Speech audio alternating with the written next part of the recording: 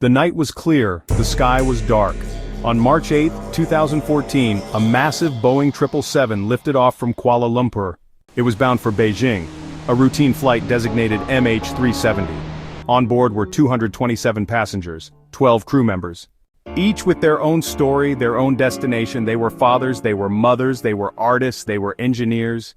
They were people heading home. They were starting a vacation. They were embarking on a new chapter. The plane climbed gracefully into the night, a familiar silver bird on a well-trodden path.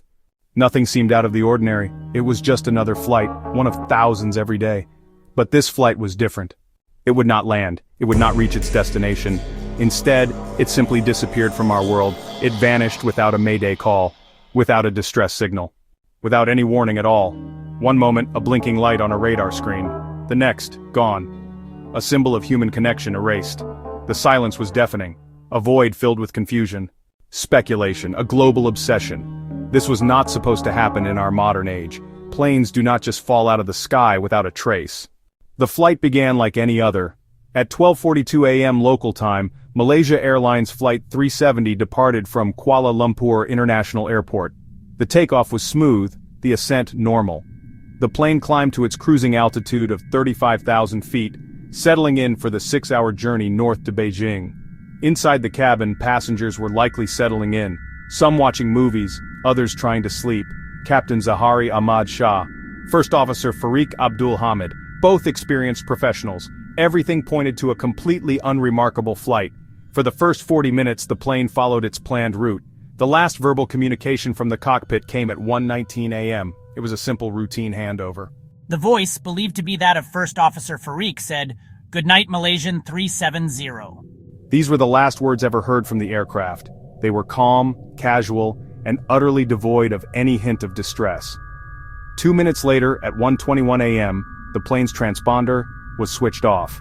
The plane's icon vanished from the radar screens of civilian air traffic controllers. It had become invisible. Military radar, which operates differently from civilian systems, tracked an unidentified aircraft turning sharply to the west, back across the Malay Peninsula. It was flying a path that made no sense, deviating completely from its intended course to Beijing. This ghost plane flew erratically, changing altitude before heading out over the Andaman Sea and beyond the range of the military radar. It was a deliberate act. Someone was flying the plane, but they were doing so in complete electronic silence.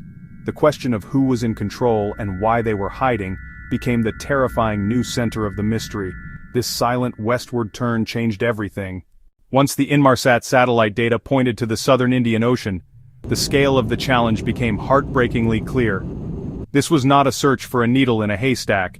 It was a search for a needle in 1,000 haystacks, scattered across a desolate and unforgiving seascape. The search zone was immense, millions of square miles of some of the world's deepest and most treacherous waters. This part of the ocean is a remote wilderness, with depths reaching over 13,000 feet. The weather is notoriously violent, with powerful winds and colossal waves that could dwarf even the largest search vessels. The world responded with an unprecedented international effort. At its peak, ships and aircraft from more than 24 countries joined the hunt. Australia took the lead in coordinating the search, deploying its most advanced maritime patrol aircraft and naval ships.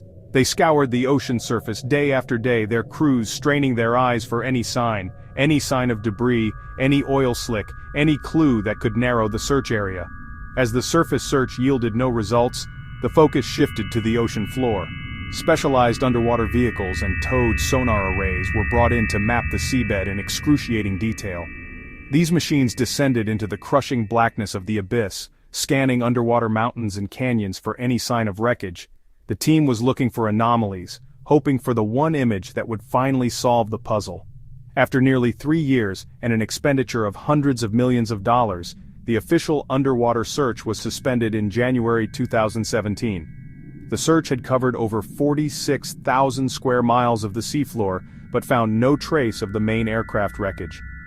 It was a deeply disappointing conclusion for the families. A private company, Ocean Infinity, later conducted its own search in 2018, using advanced autonomous drones, but it too came up empty-handed. The greatest search in aviation history had failed, leaving the plane's final resting place a secret held tightly by the deep ocean. In the absence of concrete evidence, the void was filled with theories. These ideas range from the plausible to the outlandish, each attempting to explain the inexplicable. The most prominent and persistent theory centers on the actions of the pilot, Captain Zahari Ahmad Shah. Proponents suggest he deliberately crashed the plane in a sophisticated act of mass murder-suicide. They point to the deliberate way the plane's communication systems were shut down and the precise calculated flight path it took. Evidence also emerged that Captain Zahari practiced a similar flight path on his home flight simulator. His family has always maintained his innocence. Another credible theory points to a catastrophic mechanical or electrical failure. Maybe a fire broke out in the cockpit or electronics bay, creating toxic smoke that incapacitated the crew. This could explain the shutdown of communications and the erratic flight path. Pilots may have been trying to turn back to Langkawi before being overcome. The plane could then have continued on autopilot until it ran out of fuel, a ghost ship. But this theory struggles to account for 7 hours of silent flight and the specific maneuvers observed on military radar. A third line of speculation involves a hijacking, possibly by people with sophisticated knowledge of the Boeing 777 systems. Could they have been trying to land at a secret location? Another possibility is a cyber hijacking. Controls seized remotely. This theory lacks supporting evidence or any credible claim of responsibility. Finally, fringe theories emerged. That the plane was shot down or captured by a foreign power or encountered unknown phenomena. None of these fringe notions are supported by available data. The most credible theories, pilot intervention, catastrophic failure, or a novel form of hijacking, each have points in their favor. But all are riddled with inconsistencies and unanswered questions. Without the black boxes, the flight data recorder and cockpit voice recorder, choosing between them is impossible. Each theory is just a story, a possible path to a truth that remains out of reach. The first tangible pieces of evidence began washing ashore more than a year after the plane disappeared.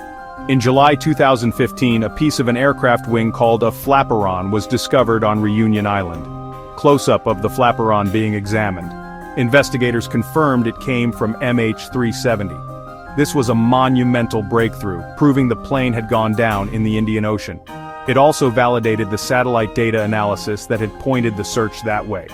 Following the flaperon, more than 20 other pieces of debris were found along the coastlines of Africa and on islands in the Indian Ocean.